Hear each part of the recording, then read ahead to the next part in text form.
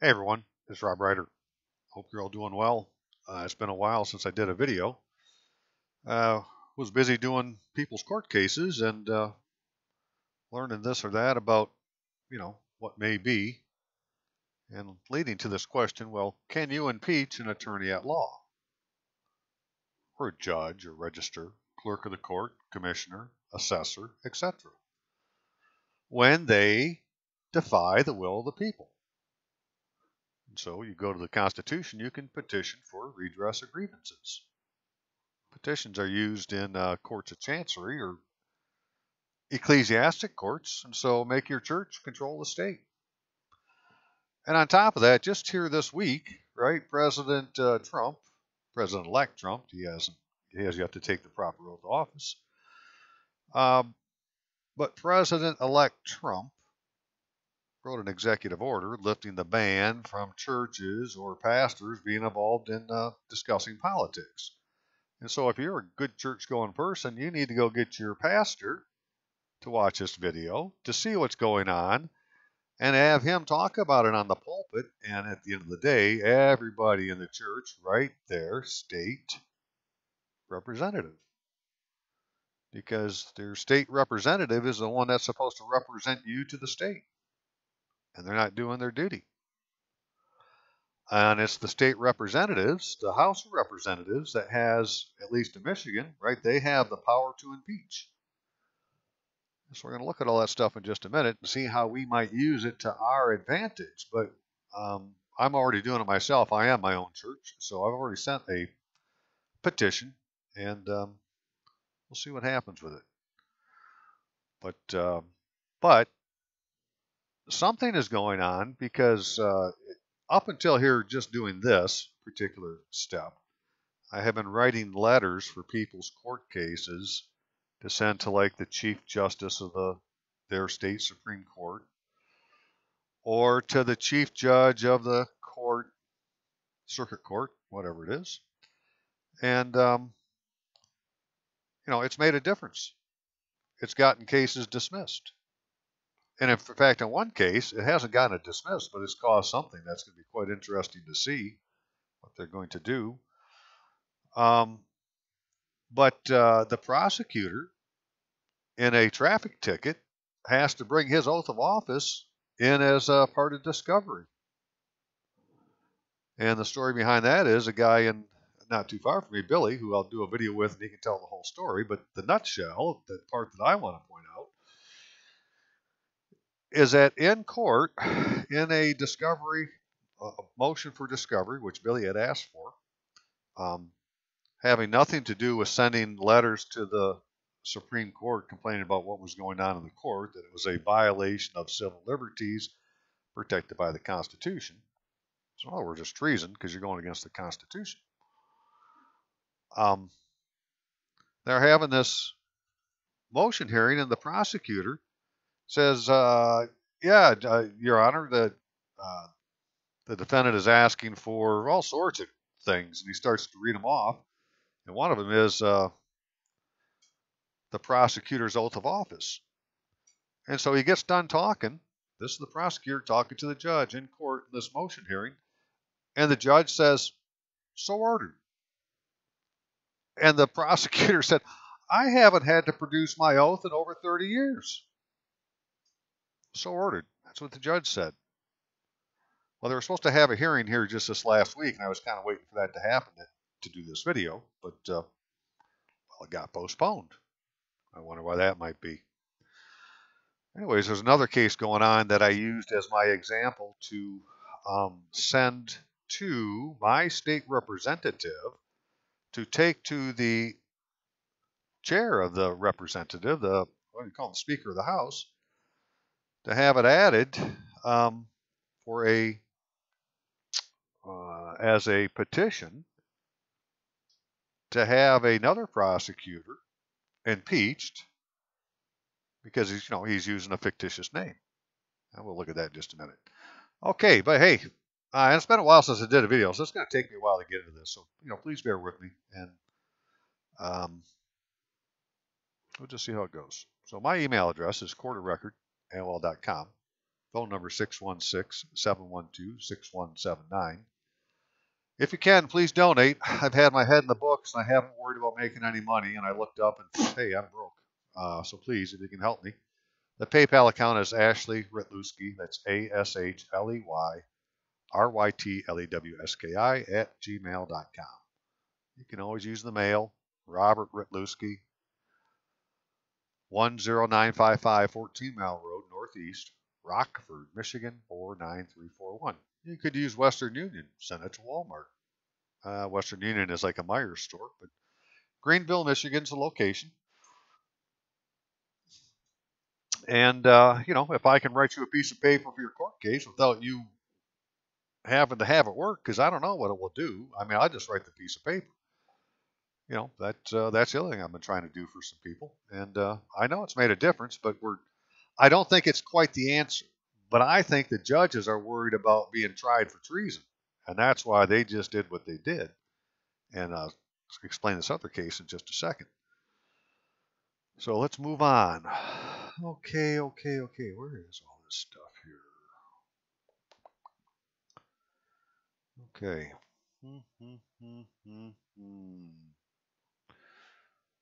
Well, let's look at why you might be able to impeach an attorney. Well, first of all, if you ever look at any paperwork that an attorney uses, or the name that he uses on a business card or whatever, he's going to be using his middle initial name. And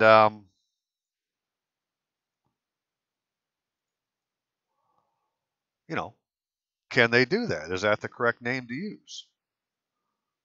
So in the state bar rules of Michigan, which for me, because every state's different, if you go to your state bar website, you'll probably see some fork-tongued liar sitting there smiling at you on the front page. He'd come to your house and eat dinner, look it over, decide how much money he can make on it, and kick your ass out tomorrow if you could do it. General information is where I found it here.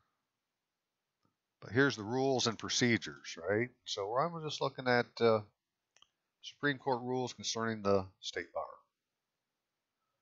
And in these rules, in the second rule, membership, those persons who are licensed to practice law in this state shall constitute the members of the State Bar of Michigan, subject to the provisions of these rules. Law students may become law student section members of the State Bar. None other than members' correct name shall be entered upon the official registers of attorneys of the state. None other than a member's correct name shall be entered upon the official register of attorneys of the state. So in the official register of attorneys of the state, what name would we find? One with a middle initial or their correct name? Well, let's find out. Make them show it to us. I say it's going to be their full middle name, and they're using a middle initial. Then is not their correct name. And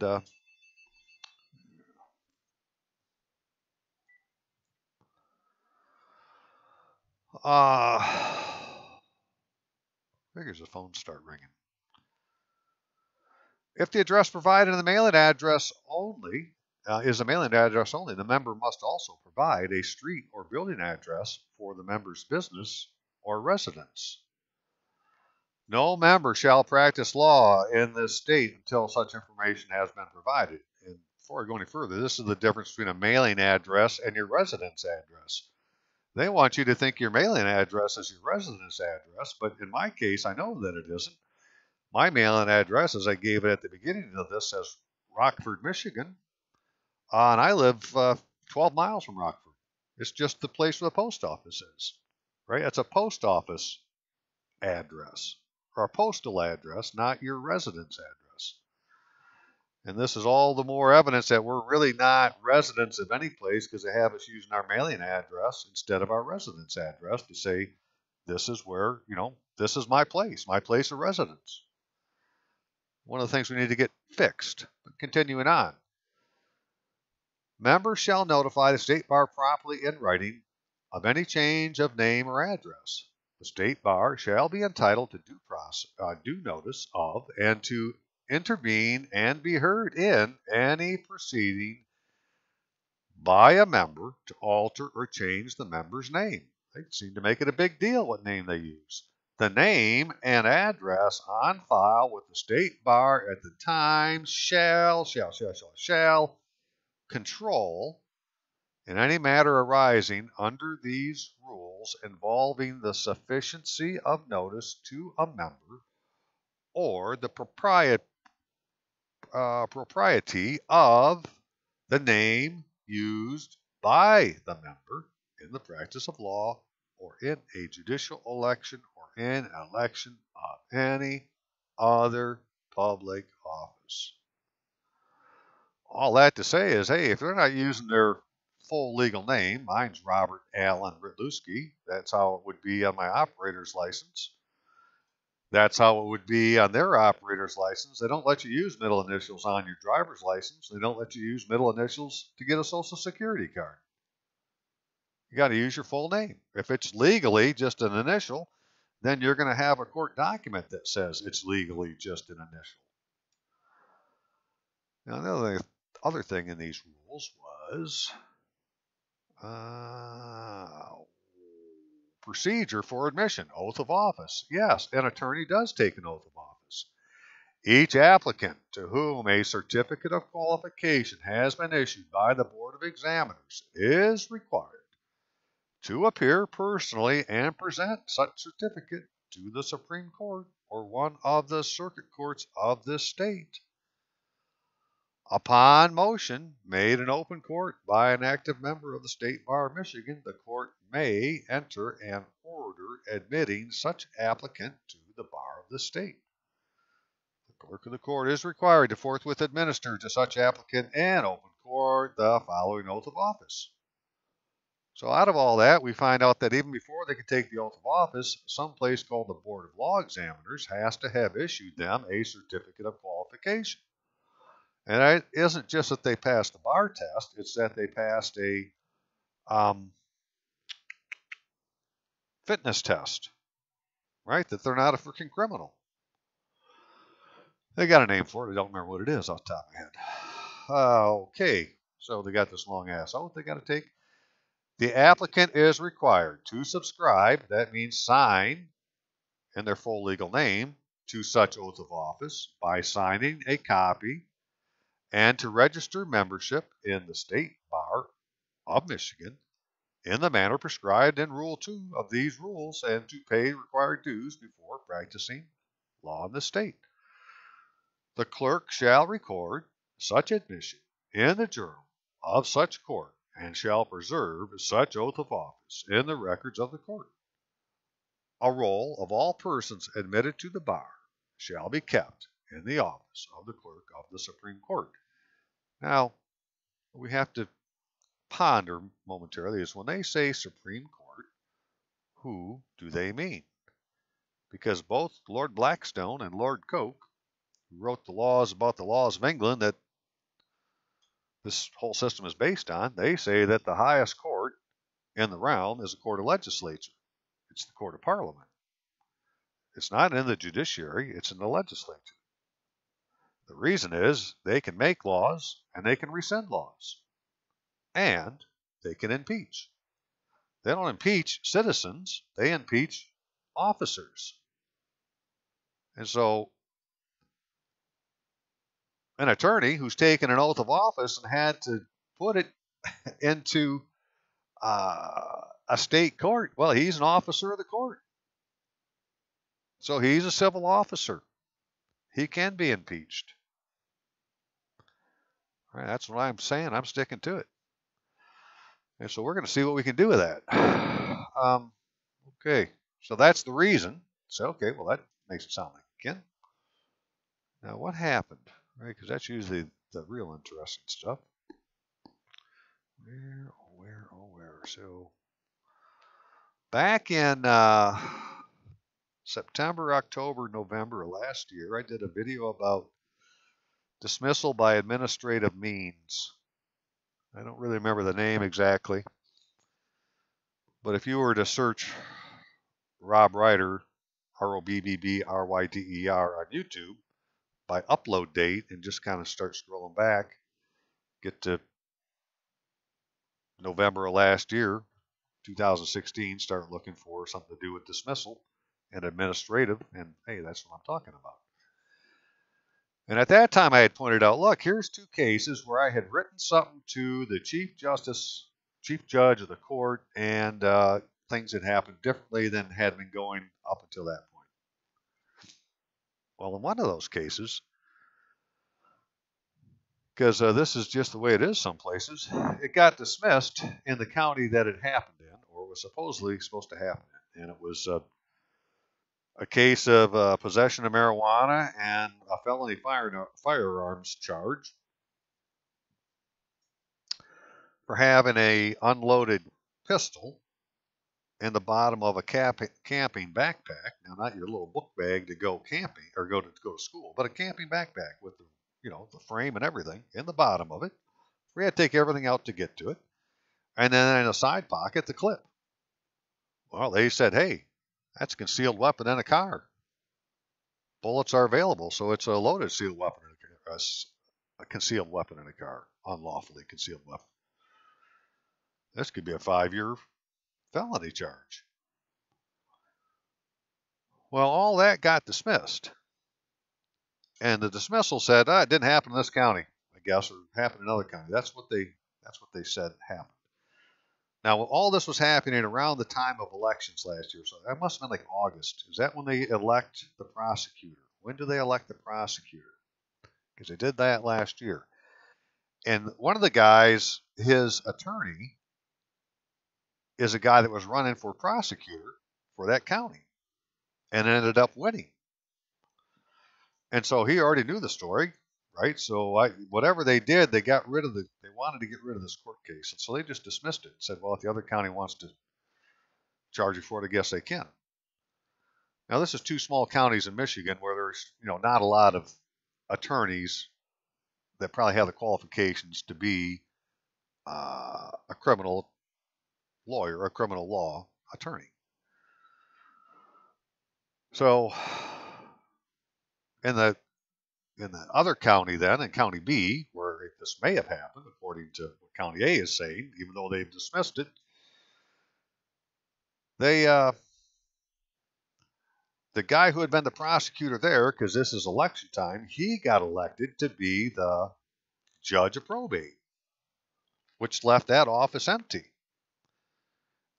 And the guy in County A who was the prosecutor, who got beat in an election, then was available to be appointed into the office of the other county as its prosecutor.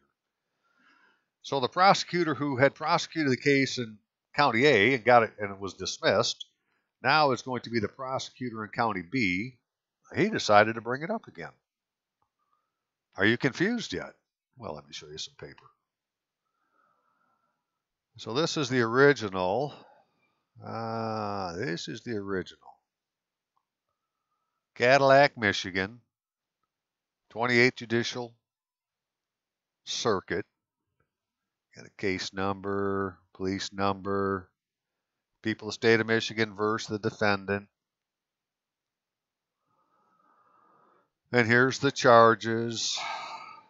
All right, so this is a felony complaint that was given to the defendant. And this is exactly how it looked. All right, there had been no complaining witness signature, and it hadn't been attested by a judge. But a guy who was going to claim to be the prosecuting attorney and issue a warrant, this is back last summer, July 5th, 2016. And this guy is actually the assistant. He's not the prosecutor. But, he authorized even without the signature of a complaining witness or the attestation of a judge, well, he went ahead and authorized a felony complaint. Well, this is what got dismissed. And I don't want to go read the letter that I did back then, but it's in the video. I read it in the video, so you can go see what I said at that time. Okay, well, that was dismissed in like August, September of last year. Then here in, when in the heck is this?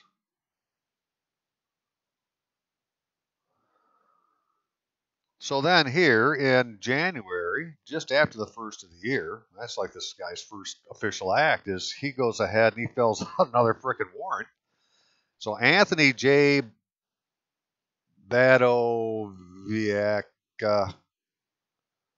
had been the prosecutor in Cadillac, Michigan, which is Wexford County, I think it is.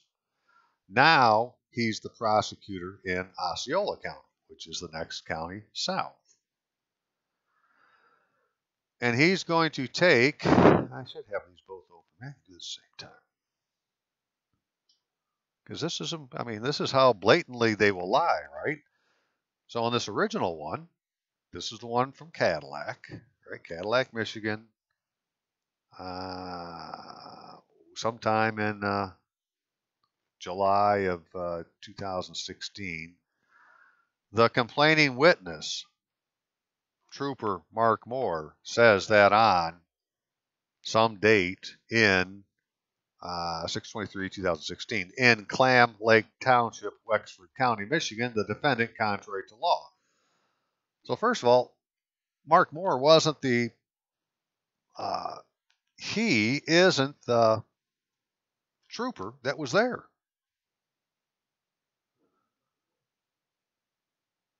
So there is no, and this doesn't have any complaining witness or complainant on it.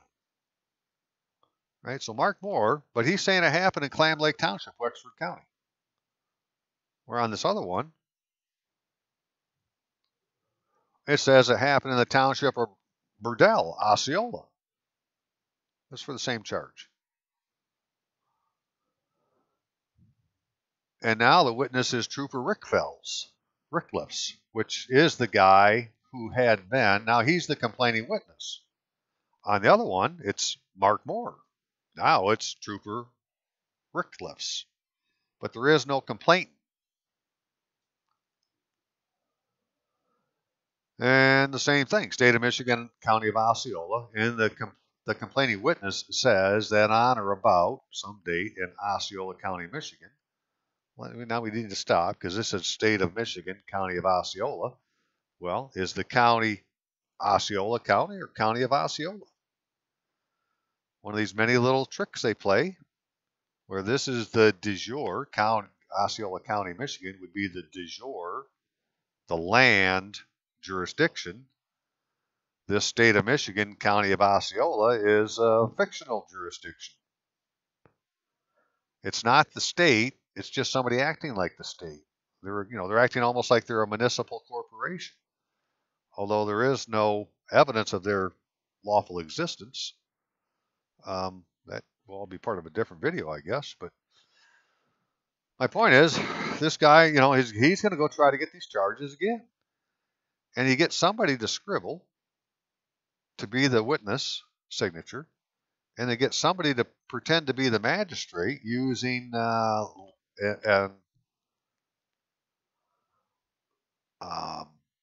P number, right? Because here was his P number. So this must be this magistrate's P number, but it's a invalid number. It doesn't work. Okay. But nevertheless, based on this piece of paper, the same guy who had been dismissed back in August, September last year, here sometime in April of this year, towards the end of April, I guess it was, while doing yard work in his front yard, has a state police car pull up in his driveway and tell him he's under arrest. And he has to go up to this fucking Osceola County here and answer for this bogus fucking piece of paper. Excuse my French. And so they handcuff him in front of his wife and his baby girl and put him in a car, neighbors driving down the road. Okay, here we go, right? And there's actually two people involved. And then some hours later, they went and grabbed the other guy and did the same thing to him. Kept him overnight, pretended to have because this is all simulated legal process. There ain't a bit of this that's freaking lawful. So they pretended to have a, what do you call the first thing they do? An arraignment. And then they were supposed to come back for, an initial exam, preliminary examination, I guess it is. Something like that. But then they said, well, that wasn't what it was. It was going to be a probable cause hearing. And if you look at the criminal code in Michigan, if you get to probable cause hearing, that means you've waived your right to a preliminary examination, and it's in the preliminary examination where you can make them prove their claim. But if you waive that, then you agree that you're the defendant. And that's why they want to give you an attorney. He's going to sign your name and try to waive that. They're going to try to skirt around having to give you a preliminary examination. Because if you waive it, well, you agree that you're the defendant. You must be guilty. So, what are you going to do about all this? Well, we went to step one, the thing that we had done in other cases, in fact, in this case. And we sent them some paper. What was it?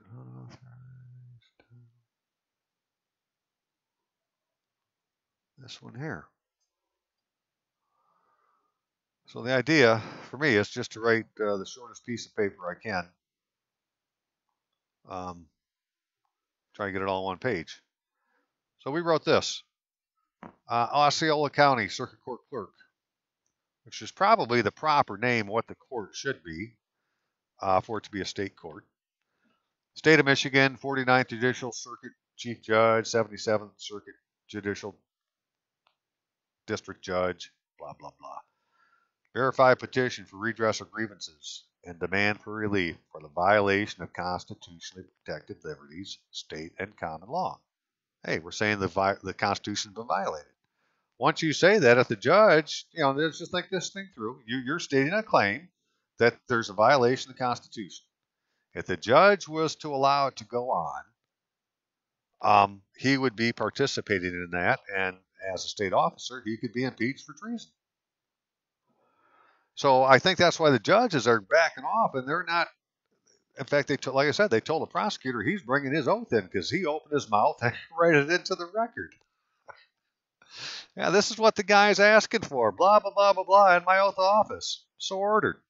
Outstanding. Good for you, Judge. So I don't know what happened in this case, but we'll just read what we wrote. So Anthony J. Badovinek is not the style of name of any attorney at law authorized to practice in Michigan. I state your name, so this is where you put your name.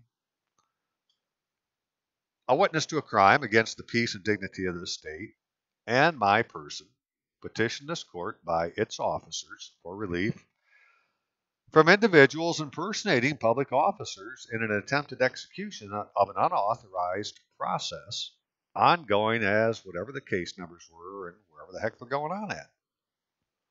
Just tell them that's what you're saying. I ask this court to order the complainant, the complaining witness, the prosecuting attorney, and the attesting magistrate identify themselves in open court for the official record by stating their names as found on their Michigan operator's license, and that the individuals acting as prosecutor in this matter prove their registration of Michigan's role of attorney in the style of names described on the alleged felony complaint or other instruments of this unauthorized process. It is my belief that the alleged complaining witness, prosecuting attorney, and attesting magistrate have not identified themselves in their full legal name in this legal matter and are not officers of the state. They are in contempt of the Supreme Court, the Constitution, state law, and the King's peace, from which I demand relief, just remedy, and that they be dealt with according to law or prove their claim. Other adjudicated facts. The same charges initiated by the illegitimate ticket are stated to have happened in Wexford County, Michigan, and were previously dismissed. No properly executed warrant under state court seal was exhibited to myself when I was abducted from my land, transported against my will, and coerced to participate in an alleged arraignment in an improper venue.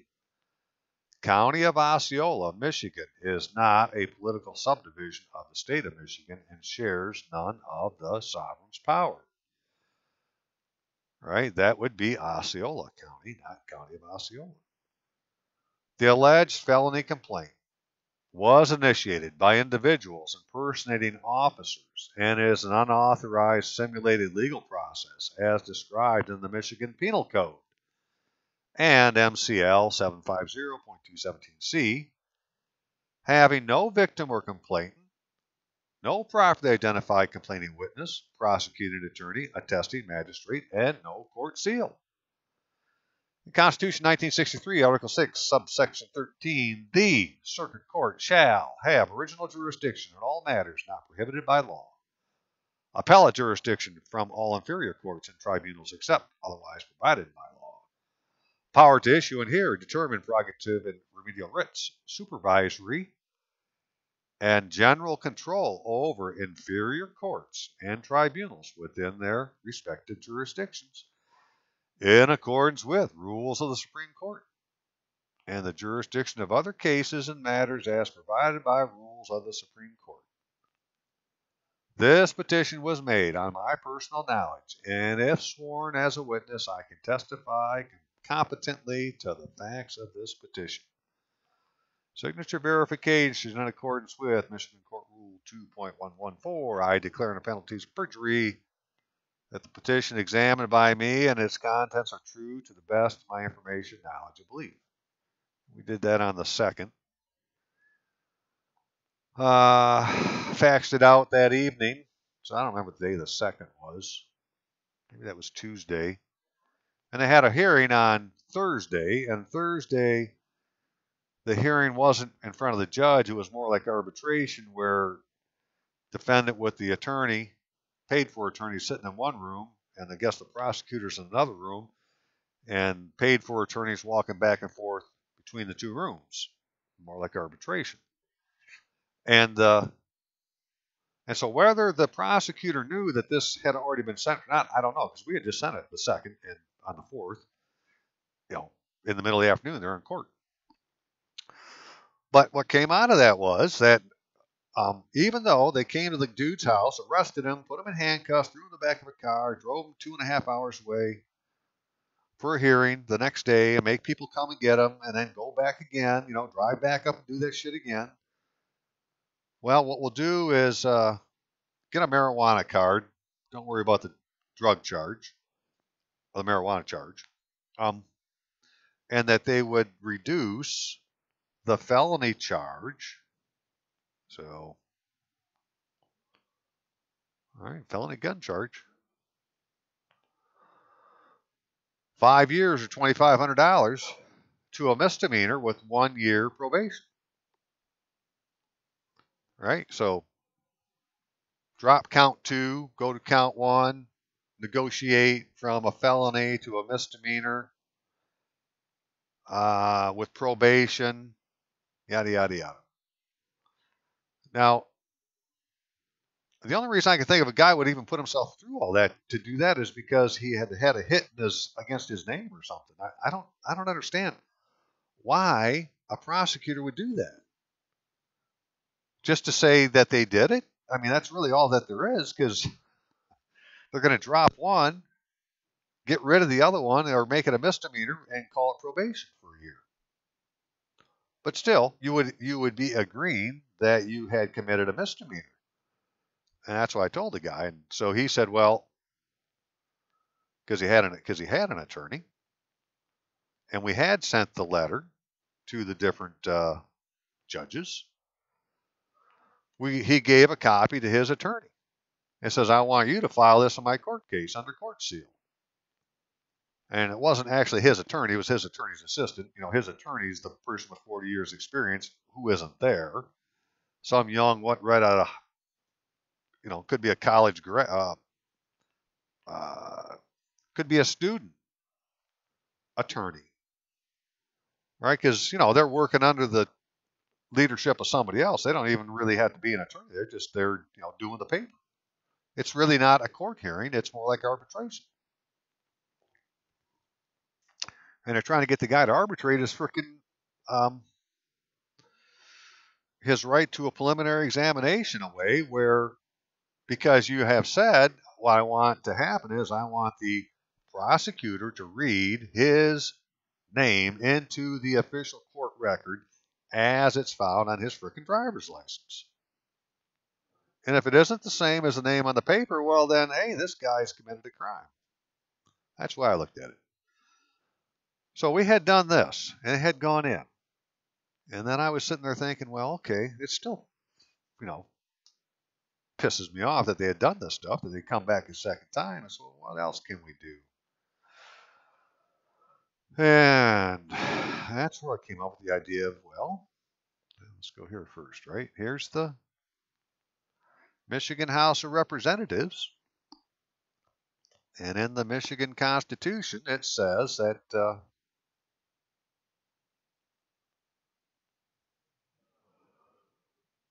okay, this is the 1963 Constitution, and this is the 1835, the original. So in the 1835, right to assemble, it said the people shall have the right to freely to assemble together to consult for the common good, to instruct their representatives. That means tell them to do something, and to petition the legislature for redress of grievances. So this said, well, if you petition the legislature.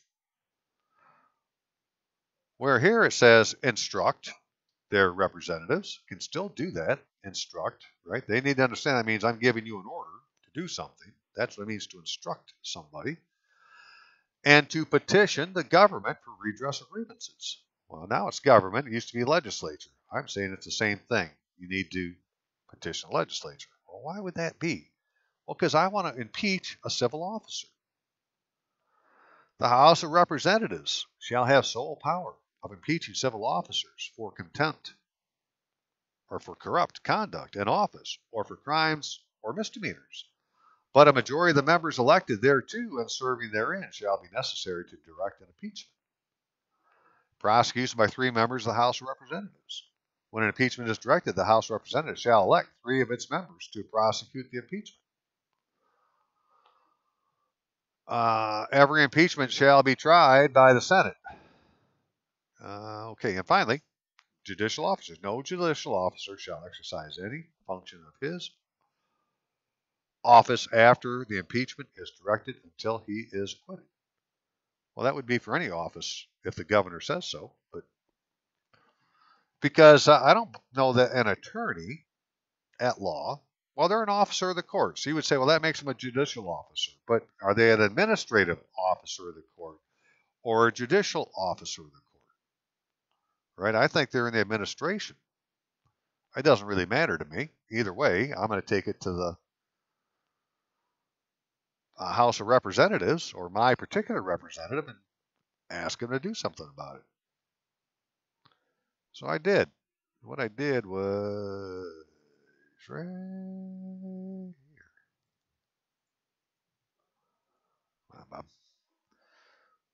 Okay, so I sent this to my representative. Basically the same thing, right? The state of Michigan, petition for redress of grievances. Anthony J. Badovinak is not the style of name of any attorney at law authorized to practice in Michigan. Robert Allen Rutluski, relator, with my address, Oakfield Township, right? That's my actual place. I actually reside in Oakfield Township. I don't reside in Rockford, Michigan, but that's where my mailing address is. So, state representative. I, Robert Allen Rutluski, member of the state's elect, appoint you as attorney in fact to prosecute the following. I requested a copy of certificate of qualification, remember that was in the law, issued by the Board of Law Examiners for the alleged lawyer who is using the pseudonym Anthony J. Badovinak, and a P number for an apparent attorney authorization number. My request was denied by Mary Beth Preston, alleged executive director of the Board of Examiners, claiming the board was created by the judicial branch, not the Michigan legislature. Therefore, records are not public. The people of the state of Michigan enacted 1961 Public Act 236, the revised Judicature Act of 1961, within which was legislation for the creation of the Board of Law Examiners. The State Board of Law Examiners was created by the people, not by the judicial branch, and it cannot conceal its records from the public. The board's own website states they are a legislative oversight, on which it says the State Board of Law Examiners was created by the Michigan legislature to oversee the investigation and examination of persons who apply for admission to the state bar. Thank you very much. I want to see the certificate of qualification for a guy who's claiming to be a constitutionally authorized attorney as a prosecutor of the county. Authorized prosecutor of the county. The director's denial is unacceptable, and I request you get me a true and correct copy of the certificate of qualification for Mr. Anthony J. Badoviniak from the BLE. State Representative, do not be surprised if you find there is no proof on file with the State Board of Law Examiners that Anthony has ever qualified to be an attorney and counselor at law. I do not believe you will find a certificate or an attorney's oath of office filed in this name, or an attestation made in the Supreme Court's roll of attorneys of his registration. But whatever they have, I want a true copy of from all sources. Whatever they have, I want a true copy of, from all sources. Reciting an oath of office is not substantive proof of complying with the will of the people. See, it's all about the will of the people. All the acts are the will of the people. And if they're not following the will of the people, we need to go to the legislature and say, hey, they're not following the rules that you wrote. We're talking about the administrative and judicial branch following the rules that the will of the people have put on paper. If they're not doing it, then it's the court of the legislature that has the power to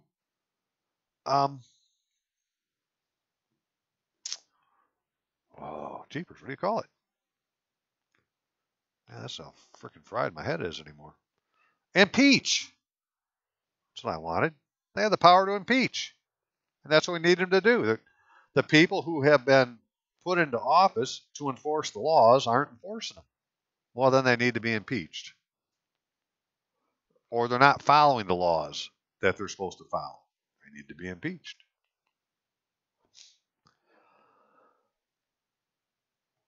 And anyways, reciting an oath of office is not substantive proof of complying with the will of the people. An oath of office must be filed with the state's official journals prior to an elected or appointed officer using the powers of office. Yes, that is freaking true. The oath of a lawyer is filed by rule, State Bar Rules of Michigan, Rule 15, Section 3. So please get a true copy or certificate of no such record for the people's impeachment of Tony, a.k.a. Anthony J. Badoviniak.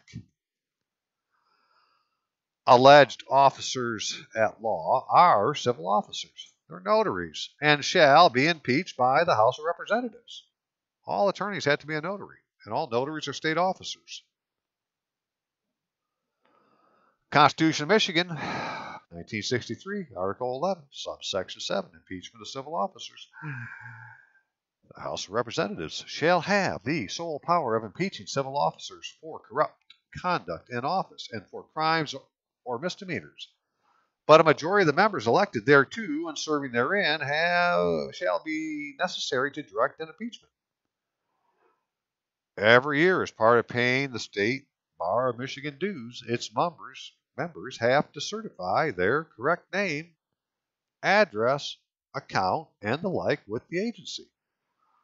No lawyer, a.k.a. civil officer of the state, can use any other name in an official capacity than their full legal name, the name on their Michigan operator's license, the name they certified with the state bar. Using a middle initial in place of a full middle name is a style of name, but not the style of one's true identity and full legal name. Anthony with a middle initial is not the full legal name used to identify an individual in legal matters. It's a pseudonym used to conceal one's true identity. Anthony, middle initial, claims to be constitutionally empowered officer, right? Because under the Constitution of Michigan, 1963, Article 7, subsection 4, He says he's a prosecuting attorney as Osceola County prosecuting attorney, when in fact he is no more than a forked-tongued liar and an agent of Satan. It is my belief that Tony has never filed an oath of office required by constitutionally empowered officers in his full legal name. At best, he has filed an oath similar, but different style than the one mandated by the Constitution, using his pseudonym. State Representative, I suggest you check your own oath of office for correctness, because his is wrong too. Every case this man prosecutes is a violation of liberties protected by the Constitution of the United States and Michigan. What he does daily easily fits within the international law and Michigan Penal Code definitions of acts of terror. He is warring with the Constitution, and I demand the Michigan legislature stop him and those like him immediately. His every proceeding is a simulated legal process done under color of law and a federal and state civil rights violation. On Thursday, May 4th, 2017, in Osceola County, Michigan, this enemy domestic has the intention of persecuting, using fraudulent documents full of omissions, no complainant, no full legal names, prosecuted by individuals impersonating public officers, using an unauthorized process in violation of MCL 752.17c.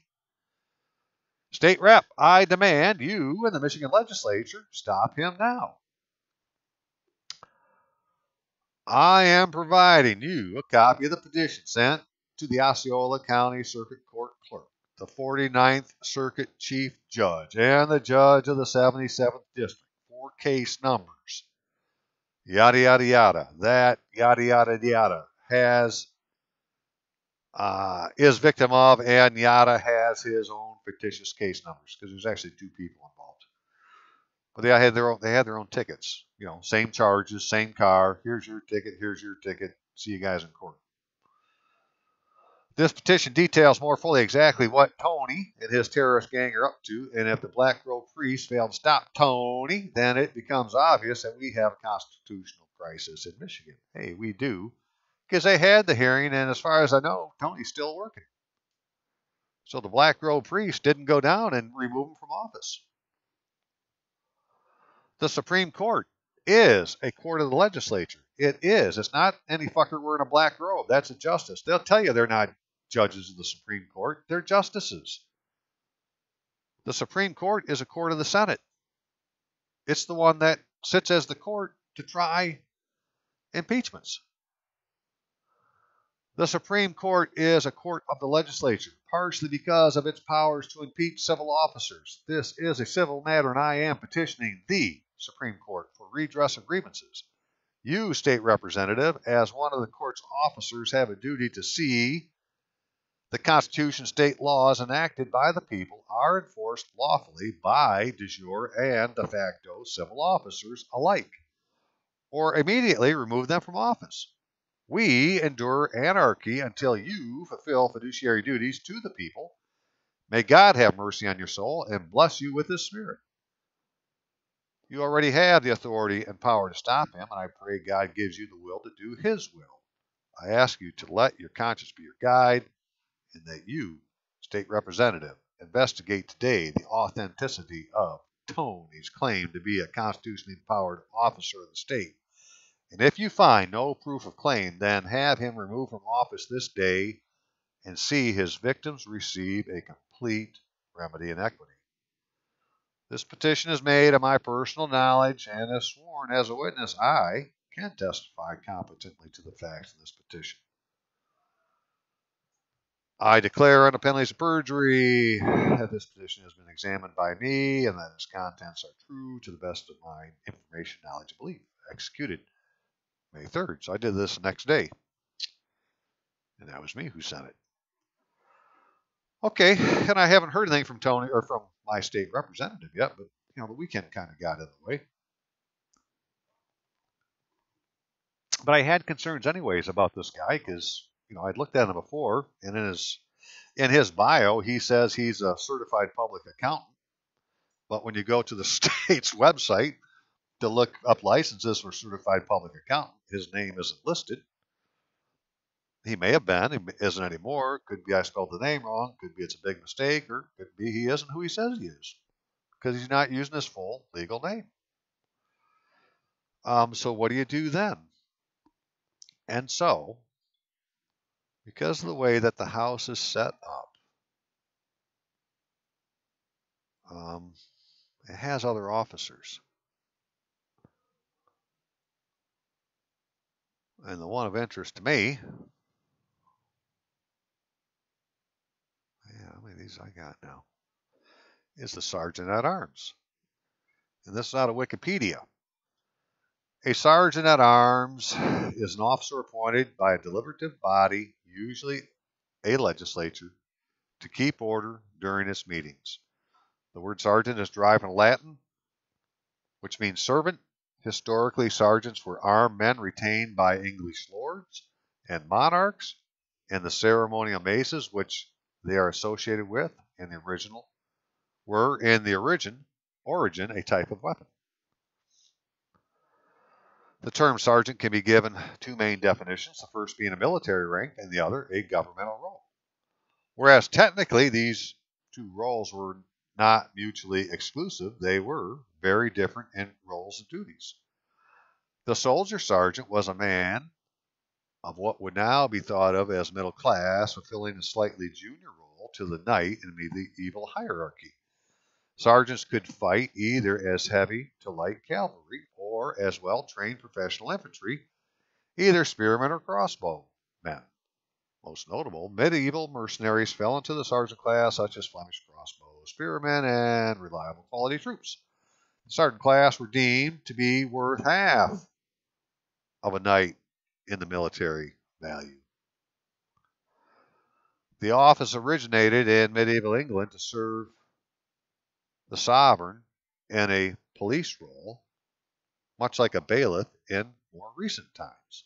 Indeed, the sergeants at arms constitute the oldest royal bodyguard in England, dating from the time of King Richard, that'd be 1189, as a formed body. The title Sergeant at Arms appears during the Crusades during the reign of King Philip II of France in 1192. So, hey, we could say it's common law to have people called sergeants at arms. The sergeant at arms was a personal attendant upon the king. He works for the king. He's the king's man. The sergeant at arms was a personal attendant upon the sovereign, especially charged with arresting those suspected of treason. Well, what would be treason? To not follow the Constitution. And so, if the House of Representatives has a duty to impeach civil officers by the Constitution based on the evidence, and they refuse to do so, then the sergeant at arms, as the personal attendant there at the House of Representatives, or the sovereign, which is the people, has a duty to arrest the representative. ABC. The original responsibilities of sergeants at arms included collecting loans and impressing men and ships, serving on local administration, and in all sorts of ways interfering with local administration and justice. Which is interesting, right? Because that's why he's the king's man. The king would send his sergeant at arms to get involved in local business to make sure the local business wasn't taking the king's money. He's there to collect the king's revenue. And so I'm going to, in fact, I'll show you. I've already asked him, go collect my Social Security account for me. So around 1415, the British House of Commons received its first sergeant at arms. So remember, the sergeant at arms, it's a royal appointment. From that time onwards, the sergeant has been a royal appointment, and the sergeant being one of the sovereign sergeants at arms. The House of Lords has similar. The dude is working for the king, not for the representatives. He's working for the people to make sure the representatives do what they're supposed to do. The former role of a sergeant of arms in modern legislative bodies is to keep order or during meetings, and if necessary, forcibly remove any members or guests who are overly rowdy or disruptive.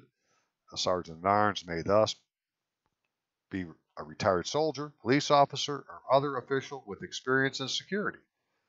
The Sergeant at Arms of the House of Commons has general charge of certain administrative and custodial functions, as well as security within the chamber of the House. Okay, so one of the officers of the House of Representatives, right, is the Sergeant at Arms. He's an officer of the House of Representatives. Most people are just members. There's only a very few officers. You got a clerk, right? The clerk is an officer. Well, let's look at the organization chart. It'll tell us. Got the Speaker of the House. He's an officer. And then it goes down to members. So, hey, you got the Speaker of the House. You got the clerk. Okay, so it goes this way. Speaker of the House, majority, chief of staff, clerk, sergeants, chamber operators, yada, yada, yada. Anyways, I know that this says somewhere that the sergeants are official or are officers. The clerk's an officer. The Speaker of the House is an officer. We'd have to worry whoever the rest of them are. But they make, they're the ones that sit at the front. So it's like going to a township meeting. You may be a member of the township, but you're not on the township board. Well, you have a House of Representatives with a lot of representatives, but only a few of them are the government of the House of Representatives, and they sit at the front. And one of them is the Sergeant at Arms. And so I wrote mine. How can I do this here? I can do that. So I had already sent all this stuff to my representative. That's Chris. To Tom, I think he's the chair. To the clerk. And tell Emily Rambo, who is Chris's legislative assistant. But actually, she's not Chris's legislative assistant. She's my legislative assistant. Because Chris is subordinate of the elect, right? He's just my representative. But I'm the elect. I'm the government. So, to Assistant Rambo, I am tasking you with the moral obligation of forwarding this petition of redress of grievances and associated emails to the Chief Sergeant at Arms of the Michigan House of Representatives. Do it immediately upon receipt of this order from the elect and be counted righteous by God. Then send me the phone number, fax number, and email address of the Chief Sergeant at Arms. To the Chief Sergeant at Arms. The Sergeant at Arms has a duty to arrest those suspected of treason. And in the holy name of Christ Jesus, I demand you exercise this authority in the name of the people of the state of Michigan. Please provide me by email an image of the certified receipt of said petition. Chief, either initiate the impeachment proceedings against the alleged Osceola County prosecuting attorney or arrest without warrant those representatives of the people who fail to do the same. If that requires your turning the House of Chambers into a holding cell of 110 quasi-elected misprision of treason suspects, then so be it. If necessary, call in the buses, ship them and their attorneys to the nearest FEMA camp for interrogation. Consult MCL 750-545 for guidance. Chief Sergeant at Arms. I am the sole proprietor of Robert Allen Rudlewski, my all caps, and sole beneficiary of the proceeds held in Social Security account number 374506794.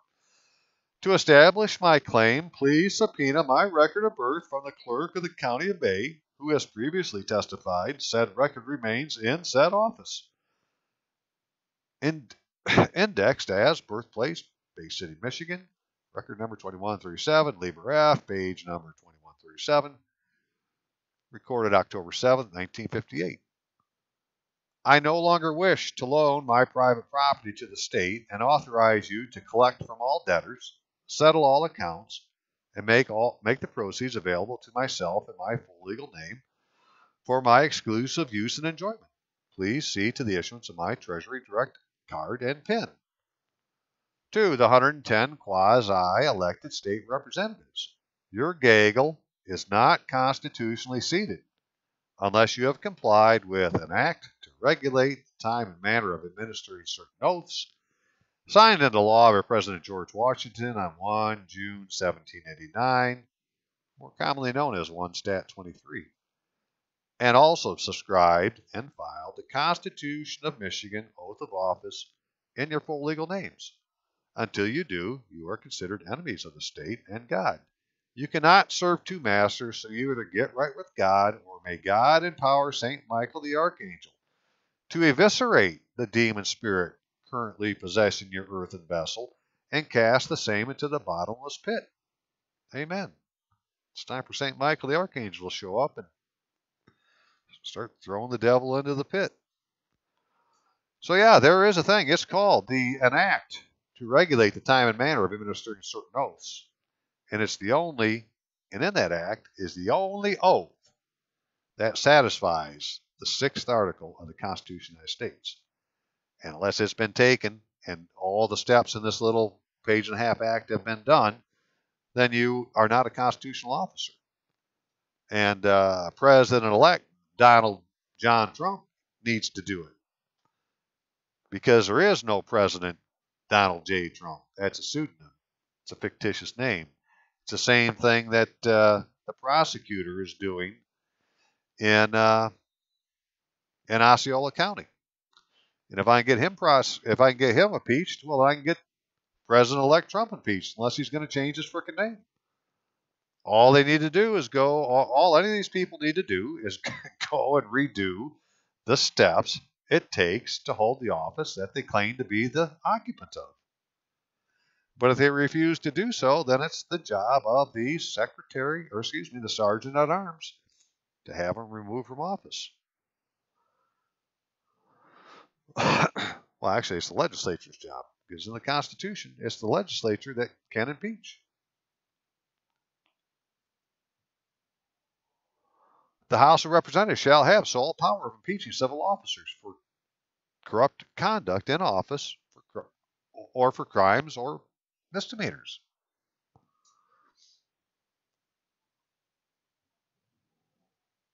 Well, just real quick, one more thing here. Oh, just a couple more things since I have it here. So it talked for attorneys, they want to change their name, they got to do some things, right? And so here's the name change request form. Previous name, first, middle, last. New name, first, middle, last. I don't see anywhere for a middle initial. Required documents for name change is a legible copy of a driver's license, social security card, marriage certificate, or other court document supporting the name change. It needs to be your full legal name, or you're not using your proper name.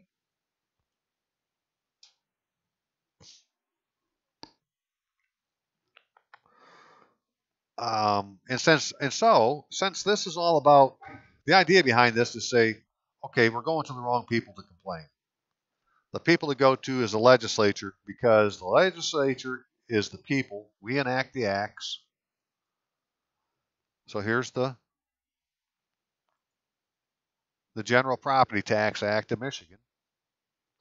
Right? The people of the state of Michigan enact. Well, whatever this says is what the judicial branch and the administrative branch are supposed to enforce. And they're not seeming to be doing that. Because there's a thing in Michigan where, down here,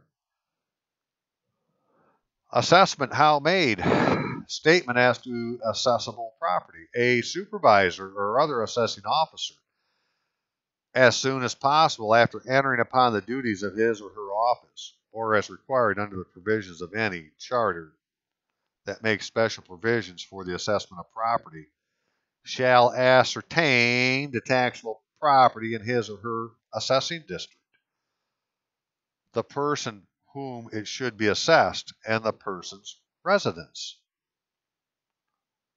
In other words, they got to put your name on the paper.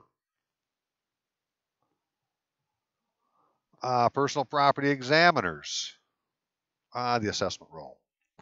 So, MCL 211.24, or in this act, it's just Section 24 of the General Property Tax Act, or whatever the heck it was called. On or before the first Monday in March in each year, the assessor shall make and complete an assessment roll upon which he or she shall, there's that shall again, set down all of the following. Now this says each year, so it's not like they can't do it. They have to do it each year. On or before the first Monday in March in each year, the assessor shall make and complete an assessment roll. And it will have the following: the name and address of every person liable to be taxed in the local tax and collecting unit, with a full description of all real property liable to be taxed. If the name of the owner or occupant of the tract or parcel of real property is known, the assessor shall enter the name and address of the owner of the occupant or occupant opposite to the description of the property. If unknown, the real property described upon the roll shall be assessed as owner unknown. Well, this is what they're doing now. Your name isn't on the property. You don't have a certificate of occupancy.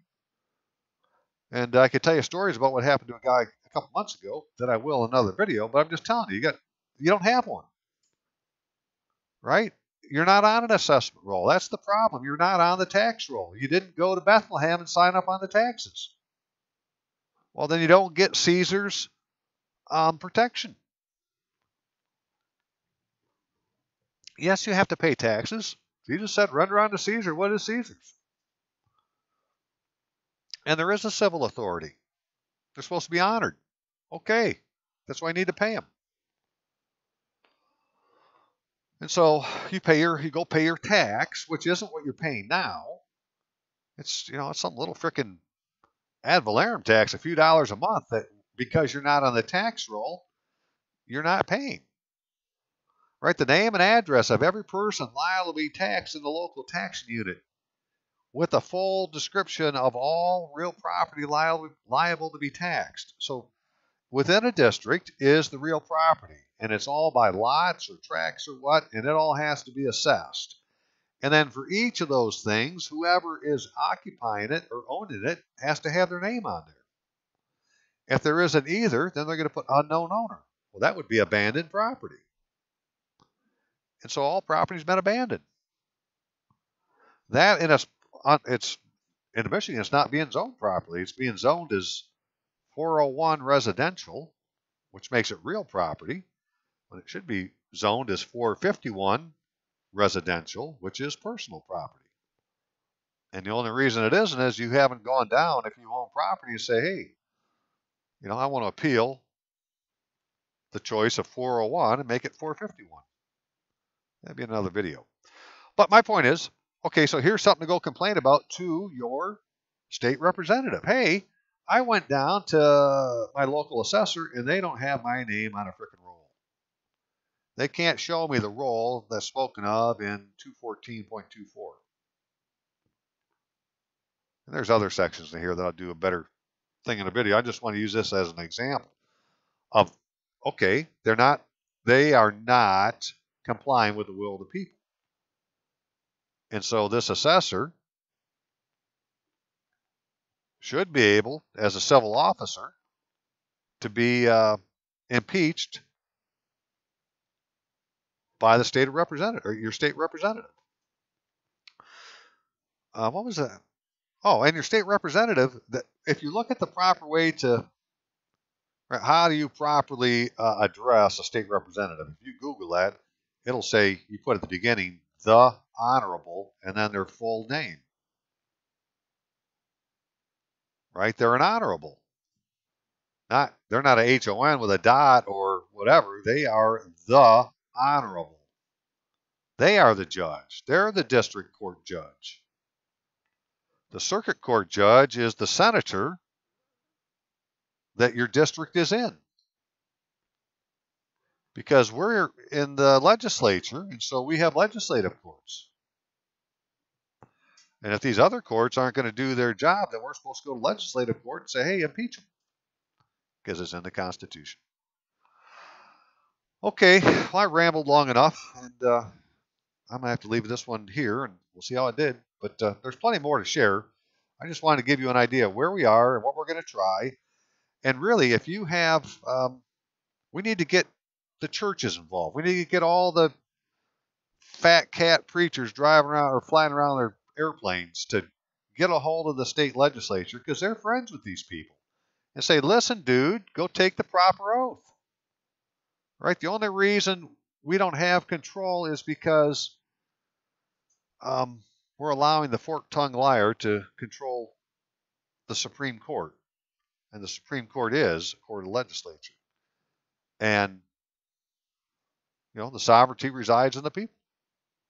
If we're not going to enforce our rights, we're not going to have any. So I'll keep you updated on what goes on. I will ask again before I leave, though, if you can, please do donate. PayPal to me, Western Union. Thank you very much. You all have a great day now. I'll see ya.